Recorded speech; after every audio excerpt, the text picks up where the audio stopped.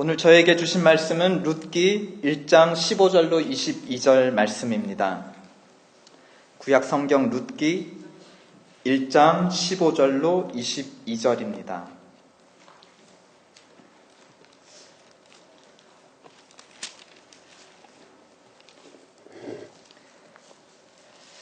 그러면 교독하도록 하겠습니다. 제가 먼저 읽을게요. 15절. 룻기 1장 15절.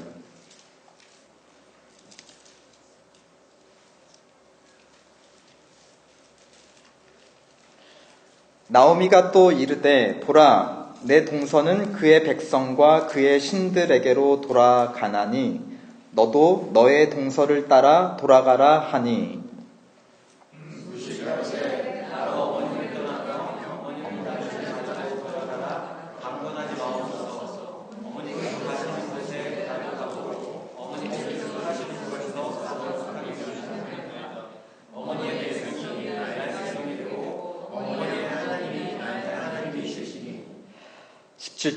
어머니께서 죽으시는 곳에서 나도 죽어 거기 묻힐 것이라. 만일 내가 죽는 일 외에 어머니를 떠나면 여호와께서 내게 벌을 내리시고 더 내리시기를 원하나이다 하는지라.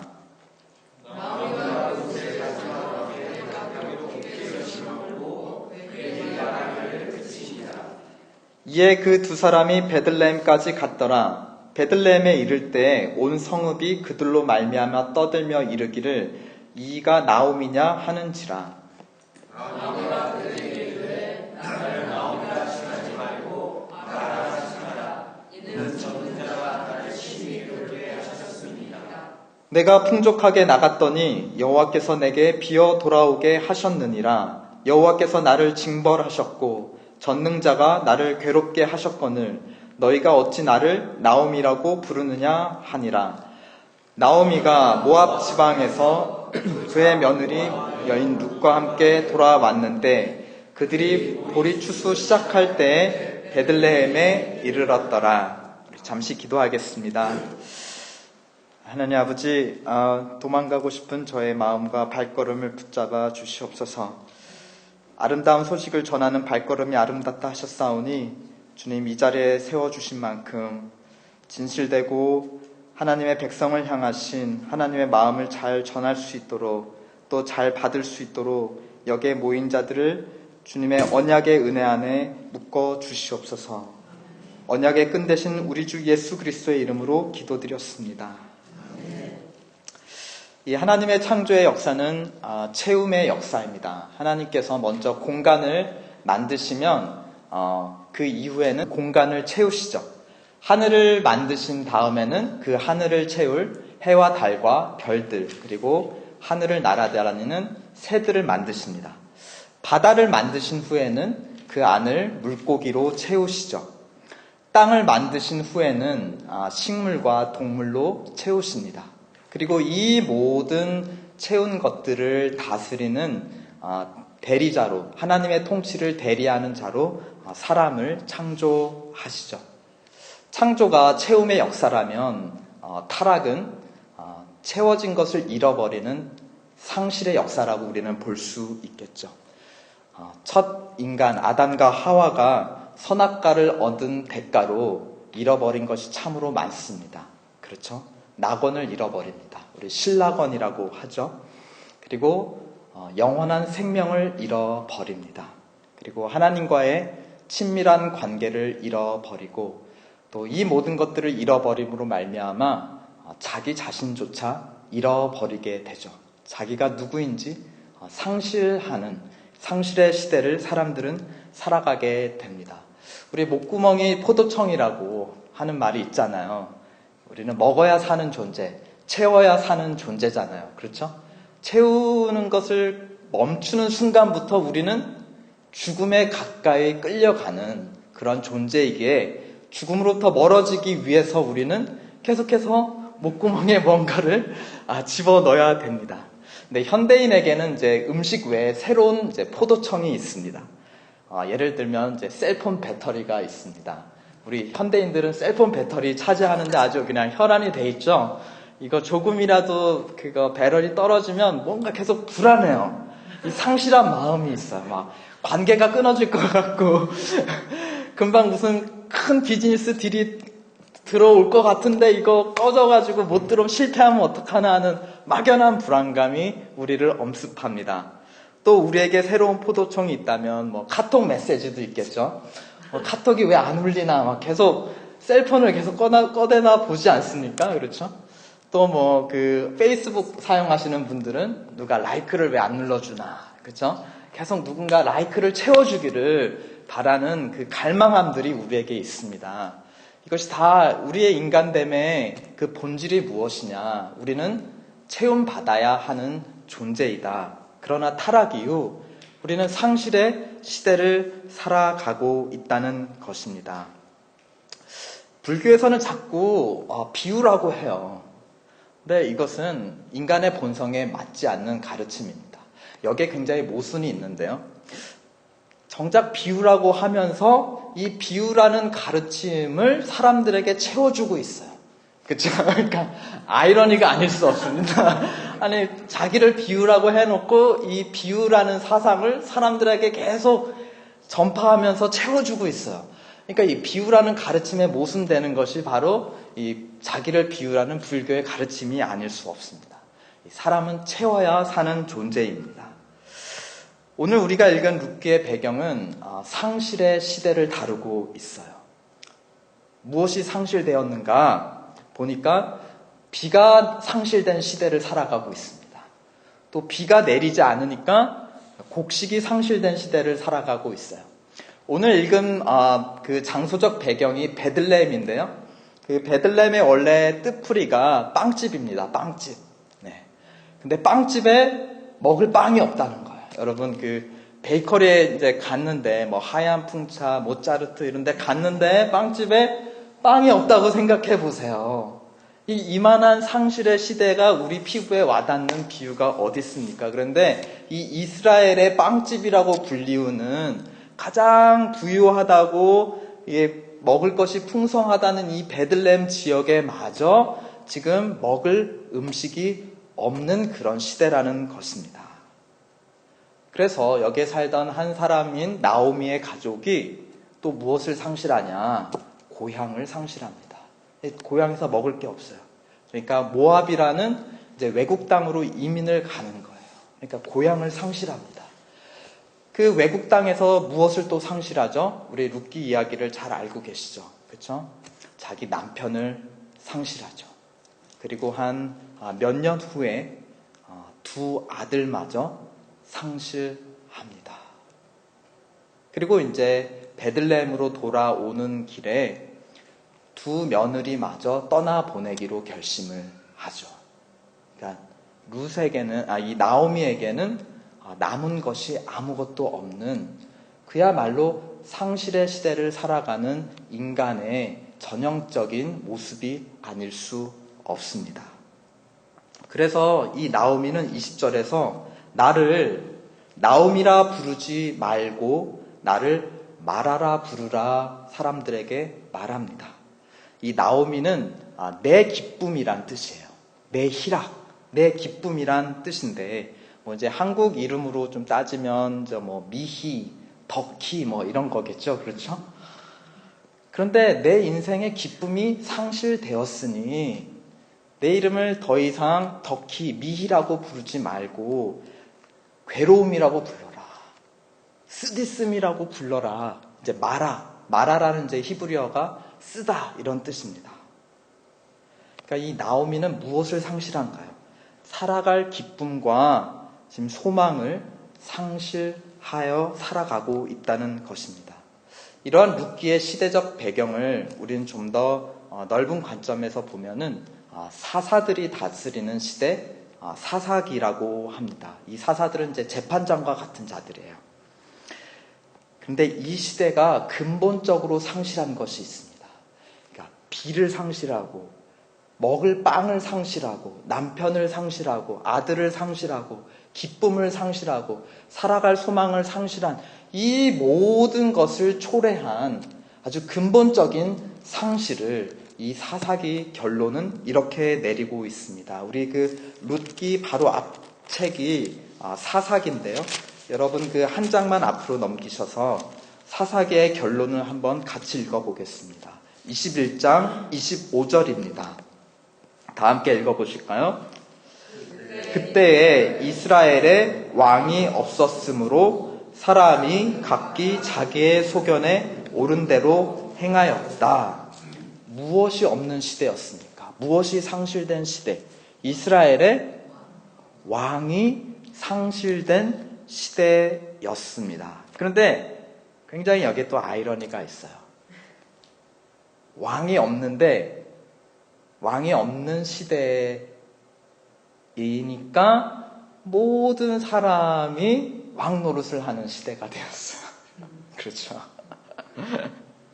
왜 어떻게 왕이 없으므로 사람이 각기 자기 소견에 옳은 대로, 그렇죠? 자기 판단대로, 자기 눈에 보이는 대로 자기가 주관해서 결정하고 행하니까 이 사람이 왕이지 않아요. 그렇죠?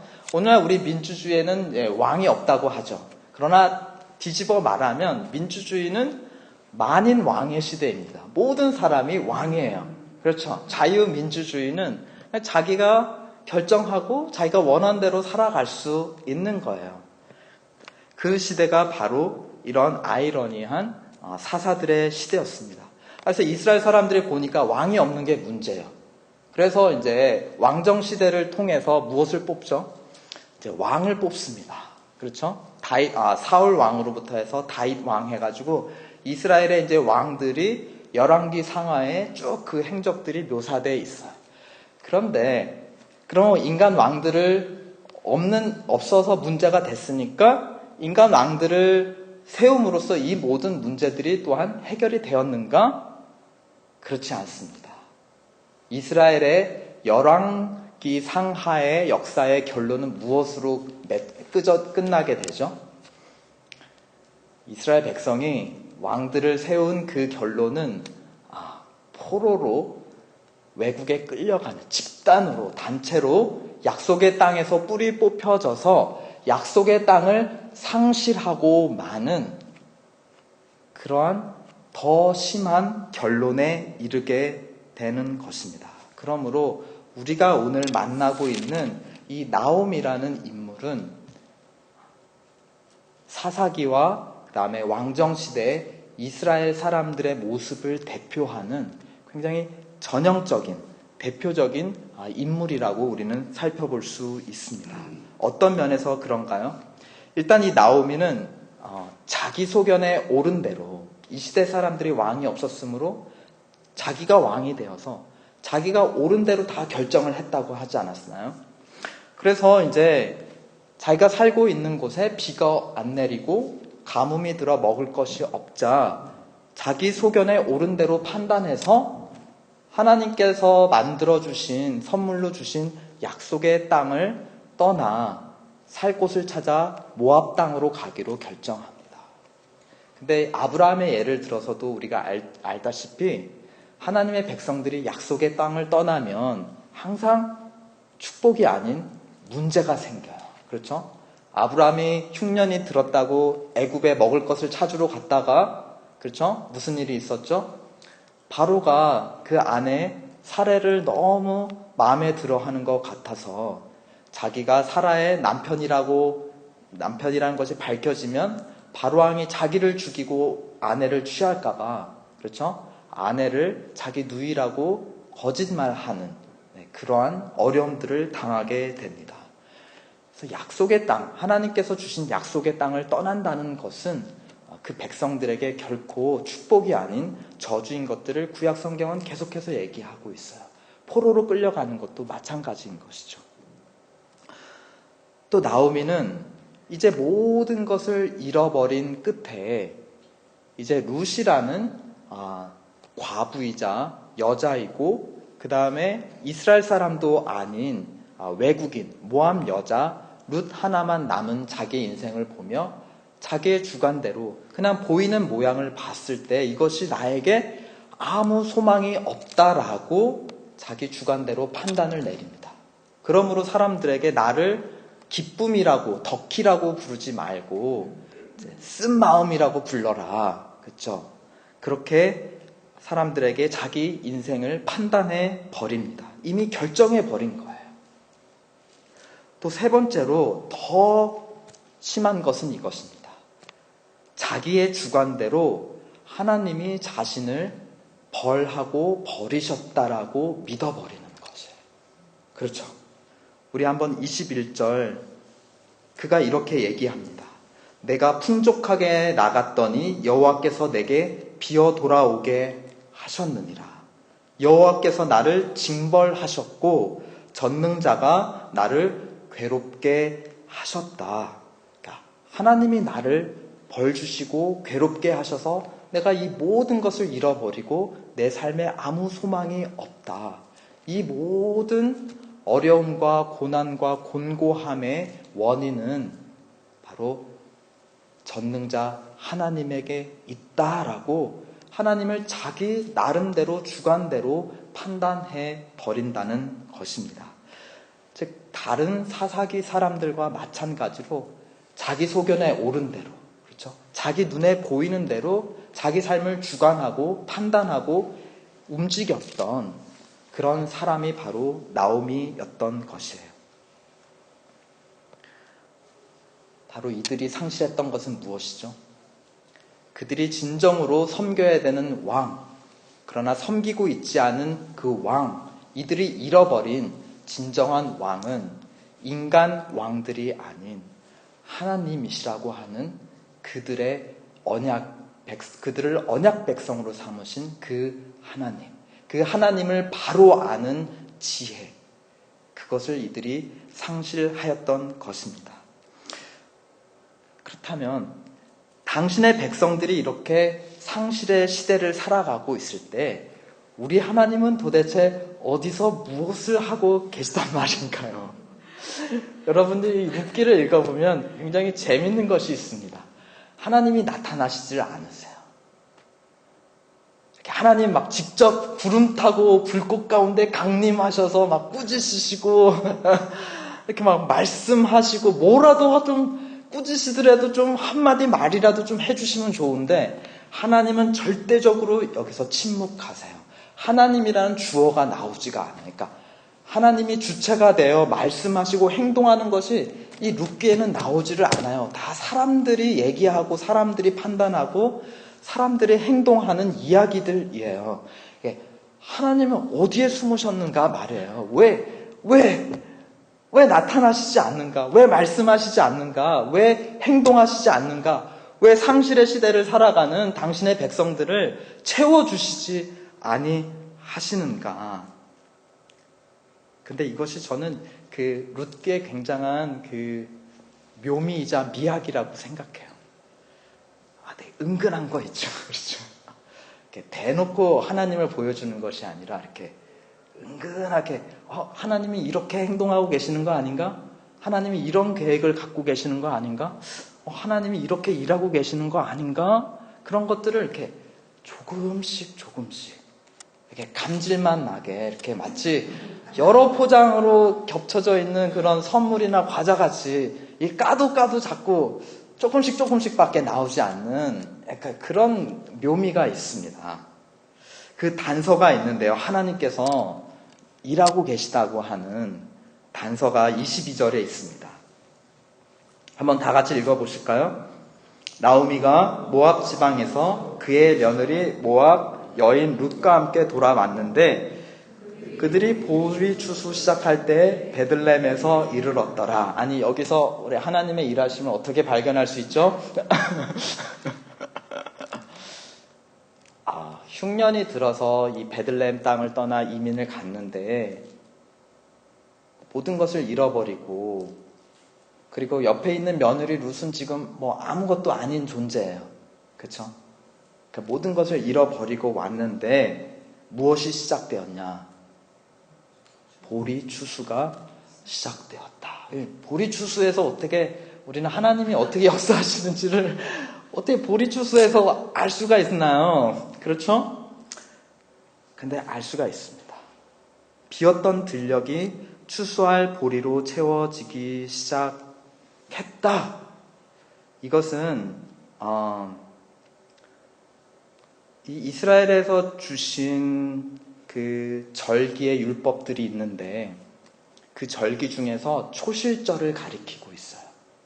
그러니까 봄에 첫 열매가 첫 곡식이 열린 것을 이제 기념해서 그 첫 삭을 가져다가 하나님께 바치는 것이 바로 이제 초실절이에요. 그러니까 추수의 그해 첫 열매를 하나님께 드리는 것이에요.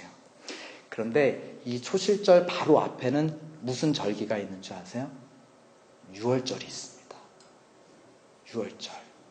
뭔가 심상치 않은 절기죠. 그렇죠? 뭔가 무게감이 있는 유월절 하면은 뭔가 이렇게 이스라엘에게서 가장 중요한 절기 중에 하나이죠. 유월절이 있고 바로 이 초실절이 있어요. 그러니까 그 다음에 이제 첫 수확이 시작됐으니까 그 다음에는 이 모든 수확을 다 끝내고 나서 마지막에 이 모든 수확한 산물을 가지고 하나님께 감사 제사를 드리는 절기가 바로 오순절입니다.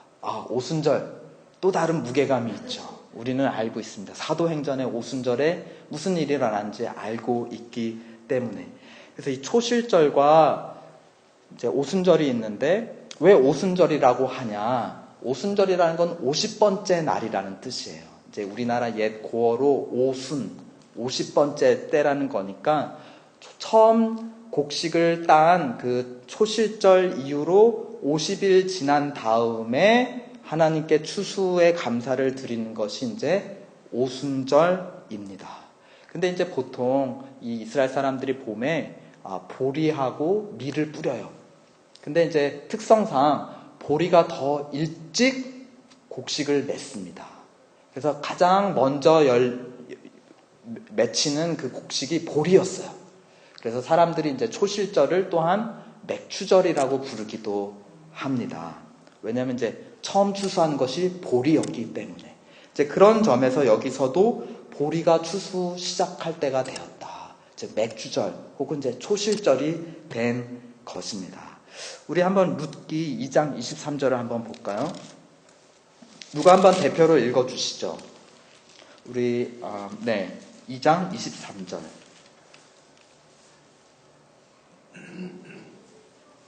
서로 눈치 보고 계시는 건가요? 본인이 하시면 됩니다. 2장 23절. 네. 이에 룻이 보아스의 부녀들에게 가까이 있어서 보리 추수와 밀 추수를 마치기까지 이삭을 주우며 그 시므와 함께 거느니라. 네. 룻이 어머니 나오미를 위해서 보아스의 밭에 가서 추수하고 밀 추수를 마칠 때까지 뒤따라 다니면서 그 이삭을 주어 이제 봉양을 하는 거예요. 이제 보면은 보리 추수하고 밀 추수가 지금 같이 나오고 있죠. 그래서 초실절에 이제 보리가 먼저 열린 다음에 이제 50일 사이에 또 이제 밀 곡식이 열리면서 요 초실절과 오순절 사이에 지금 룻이 지금 보아스의 밭에 나가서 먹을 이삭을 지금 줍고 있다, 이런 뜻이에요. 그러니까 이 보리 추수가 시작되었다라는 것은 앞에는 유월절, 그렇죠? 그리고 지금 룻이 이때 보리 추수부터 시작해서 밀 추수까지 같이 하면서 곧 뭐가 올 거라는 것이죠? 오순절이 지금 올 거라는 것입니다. 근데 이제 이 룻이, 나오미의 그 며느리인 룻이 이렇게 할 수 있는 데는 보아스가 하나님을 신실하게 믿는 사람이었기에 사실 이제 레위기 23장의 명령을 따라서 이 어려운 처지에 있는 과부와 이방인 된 사람들에게 호의를 베풀어 주었기 때문에 이것이 가능했던 것이에요. 그 같은 맥락인 레위기 23장 22절은 이렇게 얘기하고 있습니다. 너희 땅에 곡물을 벨 때에 밭 모퉁이까지 다 베지 말고 떨어진 것을 줍지 말고 그것을 가난한 자와 거류민 혹은 외국인들을 위하여 남겨두라. 왜냐? 나는 너의 하나님 여호와이기 때문이다. 무슨 말씀이냐?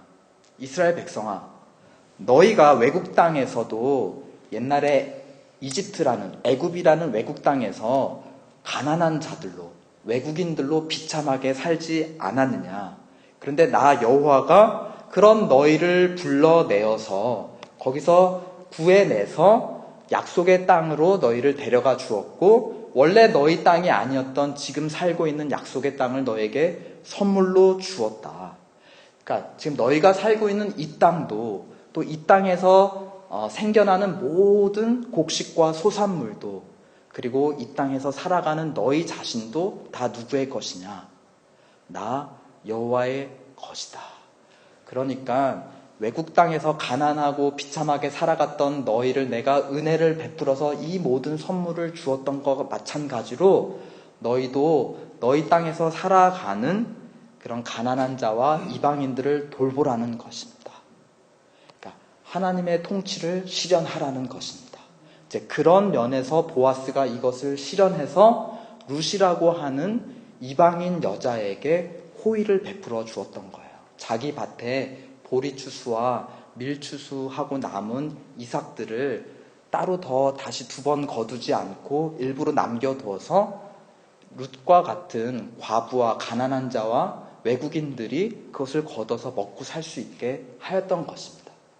이것은 그냥 인간적인 호의가 아니라 하나님의 통치로 이해해야 돼요. 왜냐하면 하나님의 주권과 명령과 뜻에 의해서 행하는 것이기 때문입니다. 근데 이스라엘 백성이 무엇을 통해서 애굽 땅에서 탈출할 수 있었고, 무엇을 통해서 하나님의 소유된 언약 백성이 될 수 있었죠? 바로 그것이 유월절과 5월절의 신비인 것입니다. 유월절, 여호와 하나님이 어린 양의 피로 애굽 신들로부터 자기 백성들을 구해내셨어요. 그렇죠? 애굽의 장자들을 치시고 어린 양의 피가 있는 그 이스라엘 백성들은 다 구해주셨어요. 그렇게 그런 하나님의 역사와 기적으로 말미암아 그들은 노예 생활에서 해방될 수 있었습니다. 그러면 그 다음에 광야로 나와서 하나님과 이 이스라엘 백성이 언약을 맺죠. 나는 너희 하나님이 되고 너희는 내 백성이 된다. 그 언약을 어디서 맺죠? 바로 시내산에서 맺습니다. 이 시내산이 바로 유월절을 보내고 50일 후에 시내산에 이르렀을 때 맺은 것이에요. 그러니까 유월절을 통해서 애굽 땅에서 나왔다면 50일 후에는 오순절을 통해서 하나님과 언약 백성이 된 것입니다.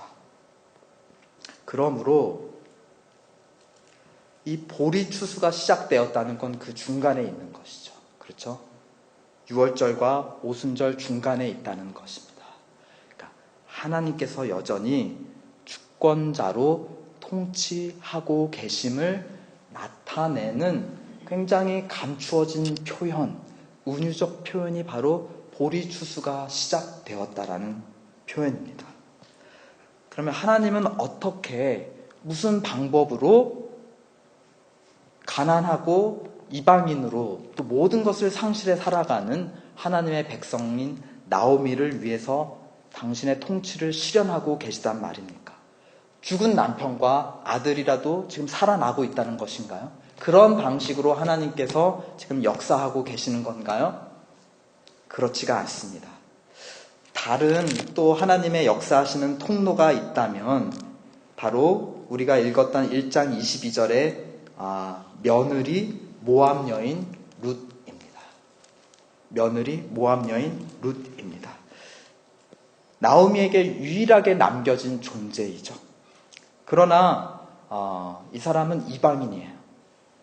그리고 과부입니다. 그리고 여자예요. 그러니까 이스라엘에서 가장 연약하다고 할 수 있는 사람들 존재가 바로 이방인이었고 과부였고 여자였는데요.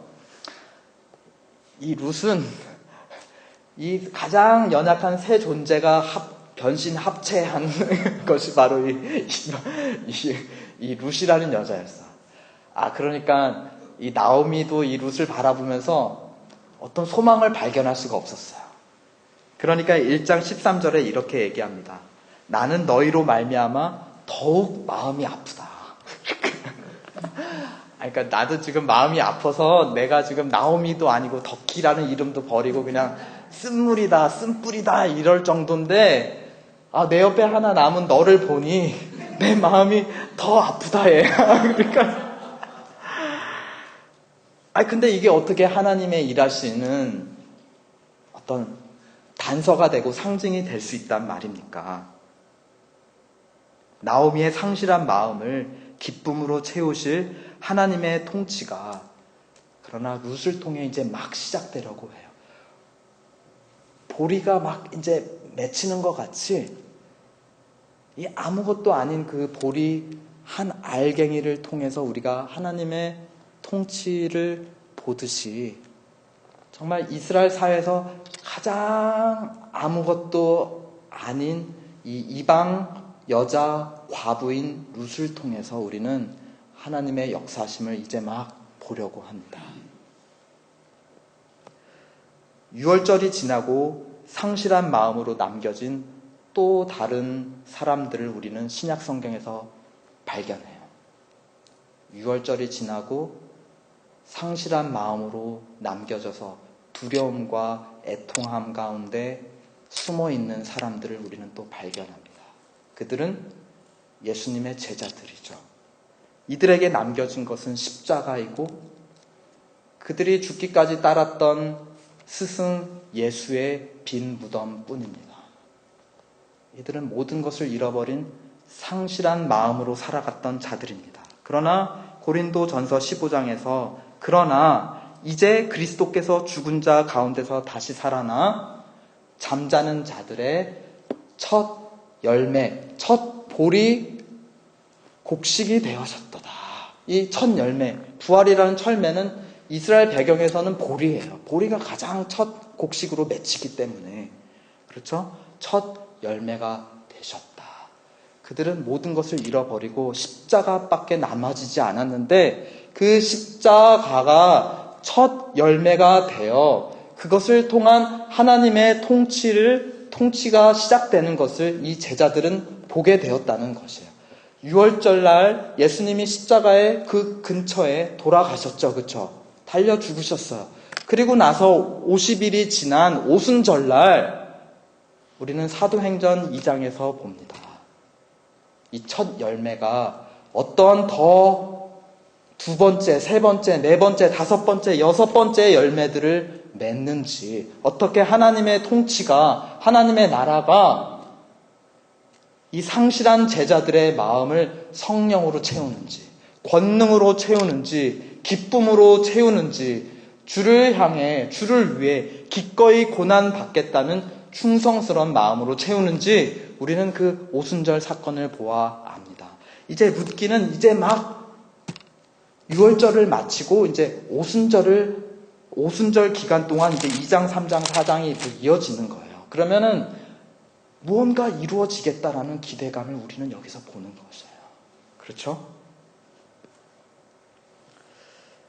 사실 이 상실의 시대를 살아가는 나오미의 이야기는 현재 진행 중인 우리의 이야기가 아닐 수 없습니다. 왜 그럴까요? 우리 시대를 보면 왕이 없죠. 물론 이제 트럼프가 좀 왕 노릇을 하고 있지만, 그렇죠? 왕이 없기에 저마다 왕 노릇하는 시대가 아닐 수 없습니다. 저마다 자기 주관과 가치관대로 살아가고 그냥 그것이 옳다고 다 인정해주는 마치 사사기와 같은 시대를 우리가 살아가고 있어요. 그런데 우리 하나님의 행방은 또 묘연하세요. 어디 숨어 계시는지, 어디 보리추수 그 열매 속에 숨어 계시는지, 하나님이 뭐 이렇게 직접 나타나셔서 막 심판하시고, 뭐 예전에 선지자들에게 하셨던 듯이 직접적으로 말씀하시거나, 뭐 땅을 갈라서 반역자들을 다 거기 안에 쳐 넣으시고, 이런 역사가 없어요. 그러니까 이런 혼란의 시대, 상실의 시대에 하나님은 도대체 어디에 계시는가? 왜 당신의 백성들을 위해 일하지 않으시는가? 우리는 굉장히 혼란스러울 수밖에 없는 그런 상황입니다. 그리고 우리에게 남은 것들을 좀 살펴볼까요? 나오미에게 남겨진 룻과 같이, 또 제자들에게 남겨졌던 빈무덤과 같이 상실한 우리의 마음을 채워주기에는 다 부족해 보이고 연약해 보일 뿐이에요. 아니 오히려 나오미가 며느리 룻을 볼 때 야, 내 마음이 더 무겁고 더 슬퍼지는구나 라고 표현하는 것처럼 이것이 우리에게 짐으로 느껴질 때가 많아요. 우리에게 남겨진 것들, 우리의 가족들, 그쵸? 나이 들어가고 늙어가고 점점 여기저기 아파가는 내 배우자, 내 부모님, 그렇죠. 그리고 내 뜻대로 커가지 않는 것 같은 저 자식들, 내 삶의 일터에서의 하루 순간순간의 치열한 싸움들, 이 모든 것들이 룻과 같아요. 제자들에게 남겨진 십자가이고 빈무덤과 같아요. 우리를 채워주는 것이 아니라 그냥 우리의 에너지를 더 뺏어가는 것 같아요. 우리의 마음을 무겁게 하는 것 같아요. 그러나 우리가 믿음의 눈을 들어 우리의 삶을 볼 때 우리 삶의 보리추수가 시작되는 것을 보시기를 주 예수 그리스도의 이름으로 축원드립니다. 그 작은 것, 첫 열매, 왕이신 하나님의 주권 통치가 그러한 첫 보리추수를 통해서 그리고 우리 옆에 남겨진 룻과 같은 것들을 통해서 하나님이 역사하고 계시다는 것들을 믿음의 눈으로 바라보시기를 바라요. 다른 것 아닌 다른 큰 것들을 우리가 바라볼 필요가 없습니다. 이미 우리에게 주신, 우리에게 남겨주신 룻과 같은 것들로 이미 충분해요. 하나님은 우리가 보기에는 소망 없는 것 같은, 우리에게 기쁨이 안 되는 그런 것들을 통해서 우리를 기쁨으로 채워주시는, 그러기에 없는 자들을 있는 자들로 부르시는 전능하신 하나님이신 줄을 믿으시기 바랍니다. 왜냐? 예수 그리스도 안에서 하나님이 바라보시는 우리의 이름은 무엇이냐? 마라가 아니라 나오미입니다. 나오미, 내 기쁨이다. 너희는 내 기쁨이기에 너희에게 남겨진 것들은 너희를 향한 나의 축복의 통로이자 축복의 도구이다. 그 하나님을 바라볼 때 우리는 또한 우리 주변에 남겨진 것들을 감사할 수 있어요. 더 사랑할 수 있어요. 우리에게 짐만 같은 것 같은 내 가족들이나 내 직장이나 내 이민 생활 모든 것들이 그러나 사실은 하나님의 손에 붙들린 당신의 기쁨을 향한 하나님의 축복의 통로라는 것입니다. 우리 시간 한번 같이 기도해 볼까요?